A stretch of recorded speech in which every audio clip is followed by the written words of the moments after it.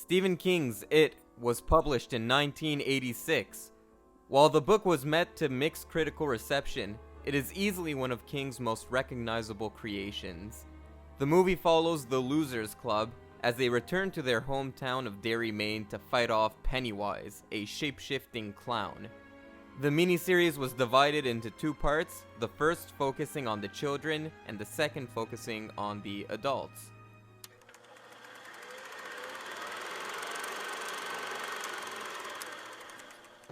Hey guys, and welcome back to Garage Stephen-King-a-thon, where every day for the month of October, we revisit a Stephen King adaptation. Today, we're talking about It, the original 1990, the one everyone remembers from their childhood. When the movie was coming out in 2017, everyone was going back to the original one, talking about how nostalgic it is and how great it is and yada yada yada. Is it true? Is it a bunch of horse shit? I'll let you guys know. Much like how I talked about in my Salem's Lot review, I feel like a lot of Salem's Lot's success is attributed to the fact that many people were able to see it at a young age, because this came out straight on TV screens rather than coming out in cinemas. So a lot of kids have fond memories of it, and I feel like that's also the case for this It movie. I thought the Salem's Lot series was slightly better than this one, but each one has stuff that they do really well, and each one has stuff that they do not so well. This movie opens, and it's Georgie floating his little boat on a stream on the street, and he's wearing that iconic yellow rain suit on, and he arrives at the sewer and meets Pennywise, who is played by the great Tim Curry.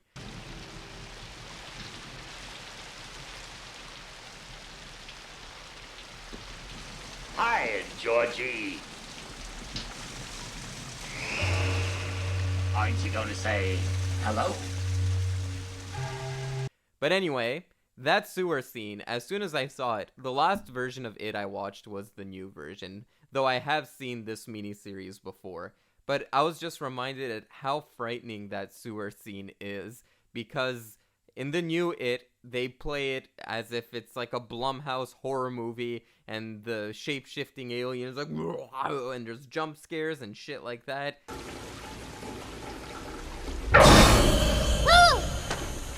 But this movie just plays it really straight, and just the idea of walking in the street and seeing a clown in the sewer is very frightening, and I think that's why this movie hit home so hard with so many people. That sewer scene is very frightening. Let's talk about Tim Curry's performance, because I love Tim Curry's performance in this. Tim Curry is one of the most versatile actors out there. Unfortunately, he's no longer acting because he's very ill, but guys, he went from this movie to being an icon in the Rocky Horror Picture Show, and he's played the devil and random parts like that, and every time Tim Curry appears on screen, you don't know it's Tim Curry. He just camouflages into the character, which I appreciate so much. This version of Pennywise is a lot different from the version of Pennywise that will come in the Blumhouse version of It, and I feel like this one works a little bit better. The contrast of this friendly-looking clown, but he has like this Brooklyn smoker taxi driver voice. Come back anytime. I'll show you how to flow down. They all flow down here. And he's just like, hiya, Georgie. Hiya, Georgie. And he's charismatic as well as being very terrifying. He reminded me a lot of Freddy Krueger in that way, where sometimes big horror monsters like Leatherface or Jason, they'll be like these big brutes that are quiet, whereas Freddy Krueger and Pennywise, they're more charismatic but equally as terrifying, which is kind of hard to pull off when you think about it. What many people remember about this miniseries is the kids, and that's what really works about this miniseries. The kids really play well off of each other. When they talk to one another, it really sounds like kids are talking, because they're talking over each other, trying to squeeze their sentence in. They laugh at each other. It has a very natural feel, And I have a feeling the kids in this movie were probably actual friends on set and really got along. And the director really captured that childlike innocence really well in this series. One of the kids is played by Seth Green, who plays Richie. It's kind of just funny to see Seth Green as a kid, I guess. He hasn't changed all that much, to be honest. No diss on Seth Green. You gotta help me! Somebody please! In the basement! There's a werewolf.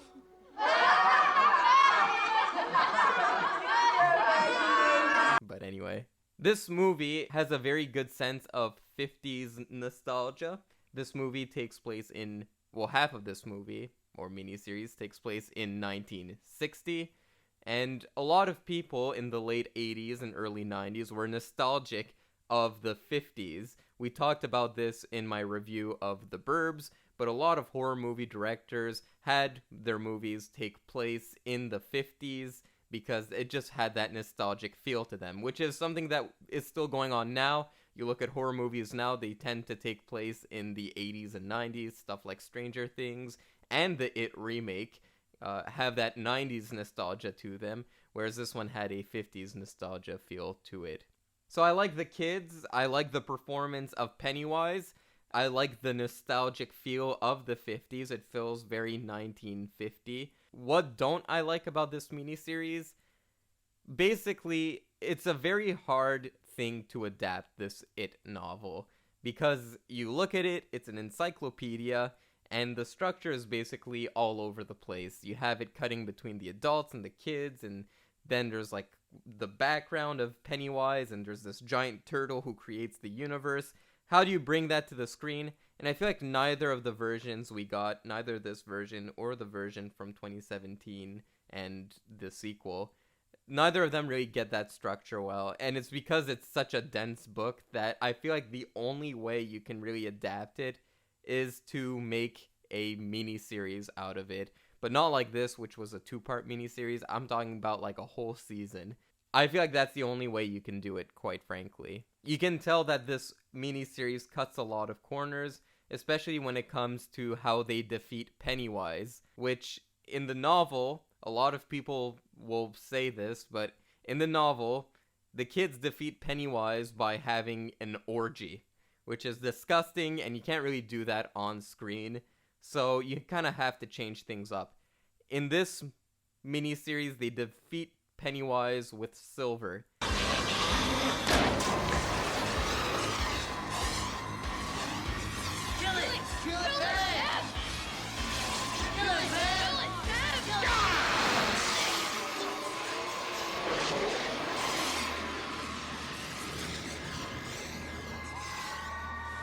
Which, like we saw in Silver Bullet, that's a thing you do with werewolves, and they don't really set up the fact that it will kill Pennywise other than the fact that Pennywise sometimes is a werewolf. But that was a very cop-out thing, and they also defeat Pennywise with albuterol. The guy has a little asthma inhaler pump, and he pumps it on Pennywise, and that defeats him. This is battery acid, you slime!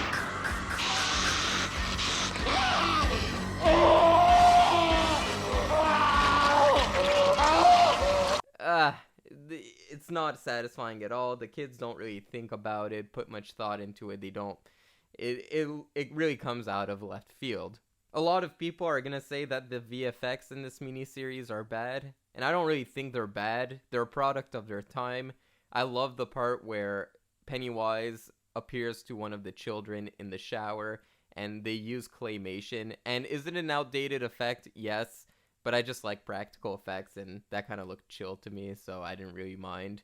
Convenient edit. Just hold on while I make a few adjustments.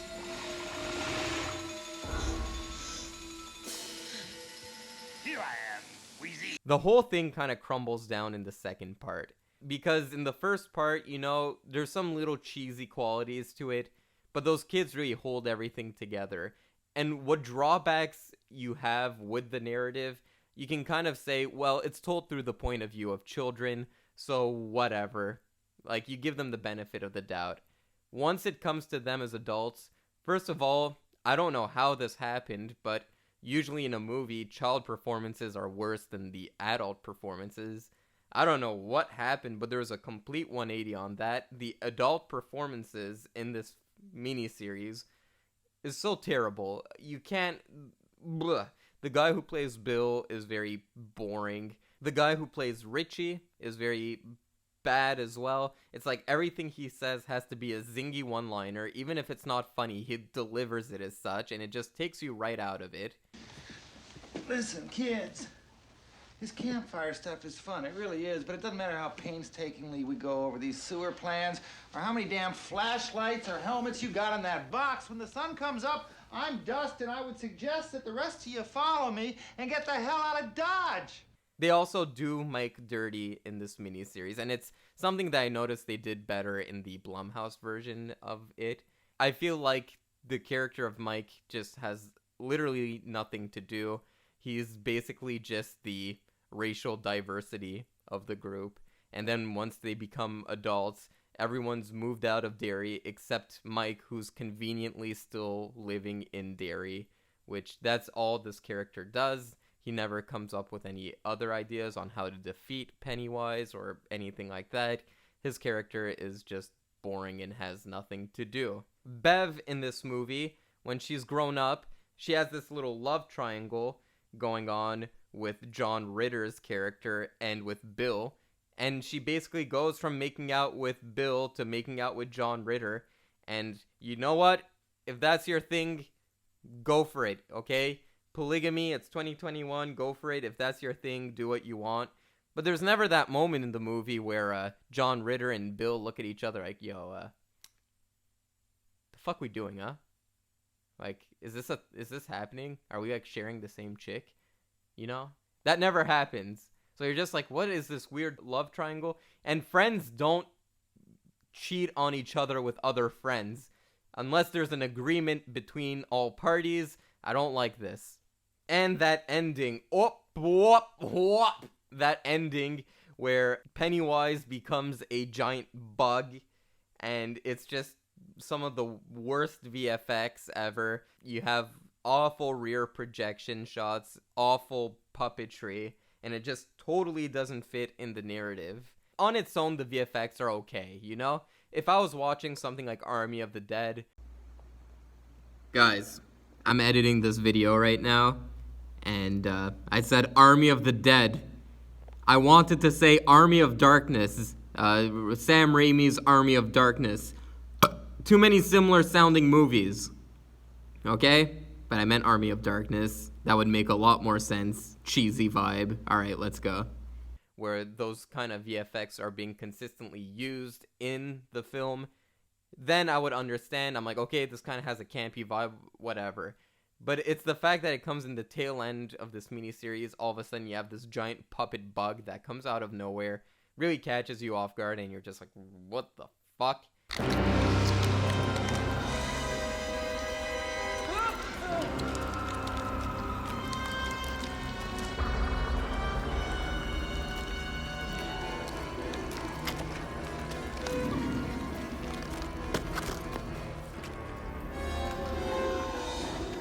Let's talk about how to adapt it to the screen, which is probably impossible, but like I said, you're shooting your best shot if you just go for a miniseries.